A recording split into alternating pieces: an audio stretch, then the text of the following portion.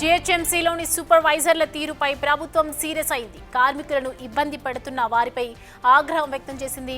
సూపర్వైజర్లపై వస్తున్న ఆరోపణలు, ఫిర్యాదులపై ఆరా తీశారు.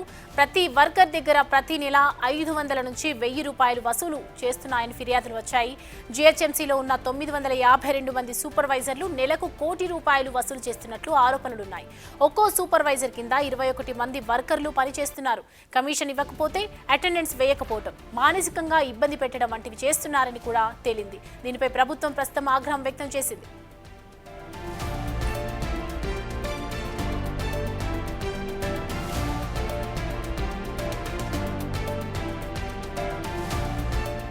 ఈ అంశానికి సంబంధించి పూర్తి డీటెయిల్స్ మా ప్రతినిధి శ్రవణ్ అందిస్తారు. శ్రవణ్, ఏదైతే సూపర్వైజర్ల తీరుపై ప్రభుత్వం తీసుకున్నటువంటి చర్యలు ఏ విధంగా ఉన్నాయి, అలాగే ఈ ఘటన ఏ విధంగా బయటకు వచ్చింది, అసలు వర్కర్స్ ఏం చెప్తూ ఉన్నారు? జీహెచ్ఎంసీ పరిధిలో మొత్తం హైదరాబాద్ ని క్లీన్ పెట్టేది జీహెచ్ఎంసీలో పనిచేసేటువంటి కార్మికులు. మొత్తం దాదాపుగా 18,500 మంది కార్మికులు ఉంటారు. వాళ్ళందరూ కూడా సూపర్వైజర్ ఆధ్వర్యంలో పనిచేస్తారు. మొత్తము దాదాపుగా 952 మంది సూపర్వైజర్లు ఉంటారు.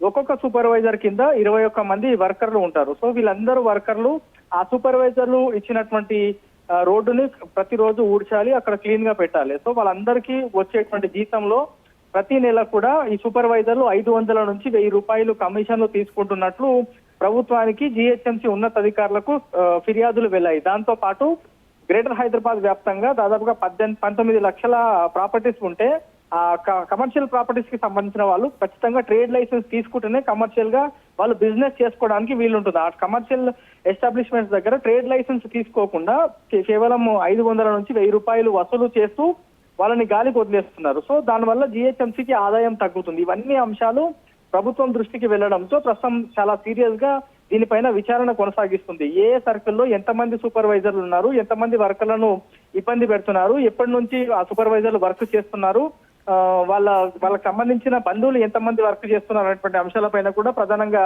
జీఏడీ అధికారులు సీరియస్ గా విచారణ కొనసాగిస్తున్నారు. 1-2 రోజుల్లో ఈ రిపోర్ట్ కి సంబంధించిన ఒక రిపోర్ట్ తయారు కానుంది. సూపర్వైజర్లకు సంబంధించినటువంటి అంశం.